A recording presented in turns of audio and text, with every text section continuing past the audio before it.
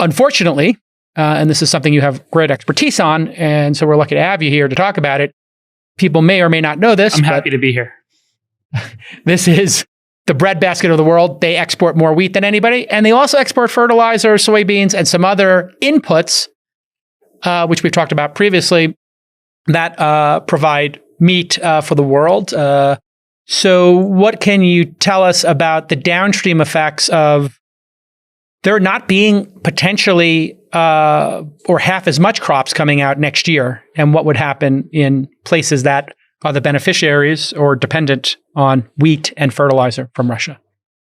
So there's a number of first order and then second order effects that are not just about sanctions, but also about export controls by Russia that are creating swings in food markets like we've never seen, and will almost certainly lead to widespread famine by the end of this year at this point. So the first important point to note is about 15% of the world's calories come from wheat. About a third of that wheat comes from Russia, Ukraine. Russia has banned export of wheat. And the wheat spring planting season is like now, this week. And there's not a lot of planting going on. You know, a lot of commodity folks are in the field trying to figure out who's actually going to go to field and plant. But no one's making, the concerted effort that they normally would under normal circumstances. So not only is the current wheat supply in Russia, Ukraine blocked up and cannot make its way to countries like Africa or countries in Africa and elsewhere, but the future planting season is now significantly at risk. And again, that's 15% of global calories. And just to take a step back, the whole planet Earth operates on a 90-day food supply. So once we stop making food, humans run out of food in 90 days. So another way to think about that is our food supply excess, our capacity in excess is about 25% of our global production. So if our global production goes down by 12%, we've lost half of our global food supply. And that's not just linearly across all nations. What happens is the most vulnerable nations lose their food supply first, and the richer nations buy that food supply to secure their population's calories. And so you very quickly see a bifurcation happen when you have a shortage in a food supply like this of just a few points, where suddenly famine is a real risk. And we already have about 800 million people on Earth that are subsisting on below 1,200 calories a day. So this very quickly tips the bucket in a significant way in a number of countries that's going to be really awful. And that's just on the wheat supply and wheat planting problem. The bigger problem is the energy price problem and the phosphorus and potassium problem. All fertilizer is made up of nitrogen, phosphorus, or potassium. Those are the three major types of fertilizer that farmers around the world have to use every year in order to grow that crop. Without fertilizer, plants don't grow. Nitrogen is made from natural gas. 98% of the world's ammonia is made from natural gas. Natural gas prices, as you guys know, have doubled, and the futures market looks like in some places natural gas prices going up like 4x. As a result, the price of ammonia fertilizer, nitrogen-based fertilizer, has gone from $200 a ton to $1,000 a ton. So it's 5 times as expensive to buy basic ammonia fertilizer today than it was a few weeks ago or a few months ago.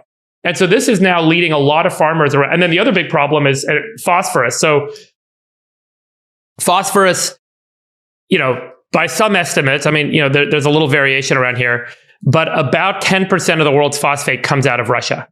And about, call it 25% of the world's potassium comes out of Russia, potash. Both of those markets are blocked up. They are sanctioned, and they have banned exports. Russia has through the rest of 2022.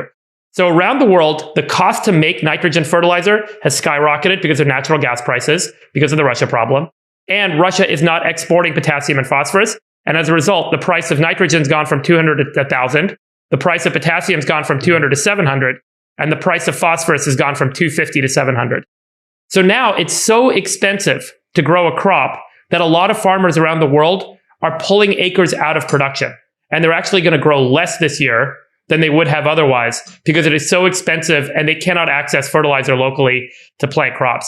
So not only do we have the wheat problem, we now also have the fertilizer problem and the acres coming out of production problem. And so food supplies are going to go down even further, and this is going to become even more catastrophic. And so there's a scrambling going on right now. Food prices around the world, as a result, everyone starts buying up all the commodities. They buy up all the corn, they buy up the soybeans, they buy up the wheat.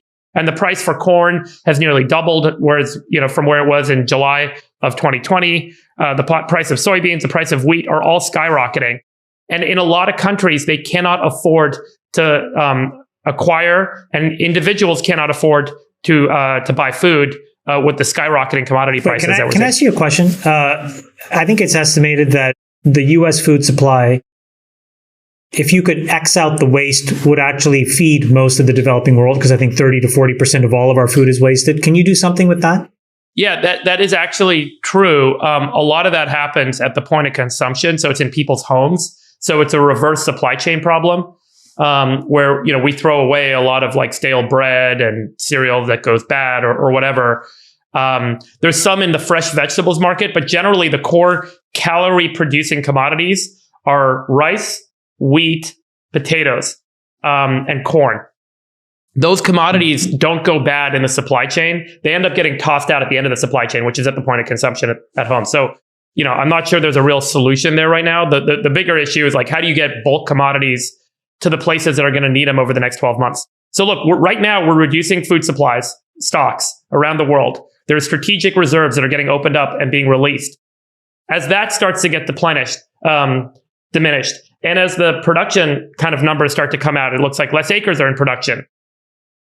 And God willing, we have a good weather year everywhere this year, because, a bad weather year in some markets could completely decimate the remaining supply that's coming out this year. Regardless, it is going to be a humanitarian disaster within a year. And we will see hundreds of millions of people go starving. And there will be potentially, I think... You said hundreds of millions of people are going to starve? Hundreds of millions of people will go starving. That's never happened in the history of humanity, 800 million people already live on below 1,200 calories a year right now. And so you're predicting that over 100 million people will die because of this? I don't know about death. Famine. Like famine is this short of calories. Within a market, it's not like, hey, there's no food. Like, there will be strategic reserves released. There will be stuff, but it won't be enough. We just don't have enough. In the way supply chains are set up, there just isn't enough.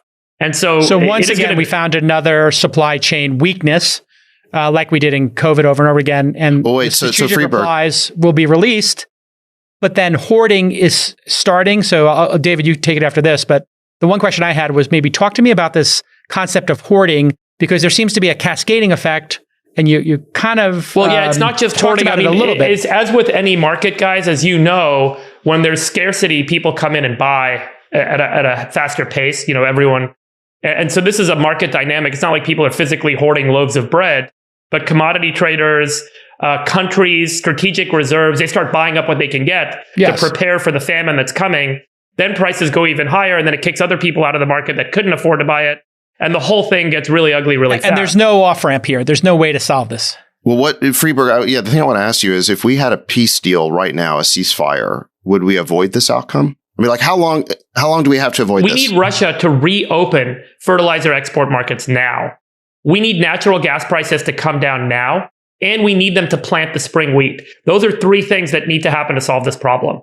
If those three things don't happen, we're going into spring right now. So around the world, in the Northern Hemisphere, farmers are making plans, they're planting, they're deciding how much fertilizer to use.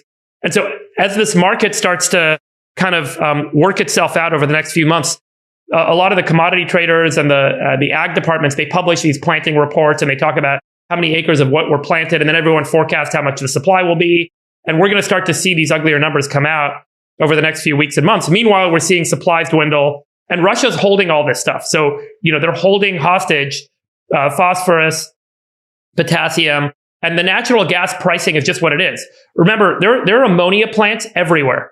There are ammonia plants, and all ammonia plants use natural gas to create this nitrogen-based ammonia.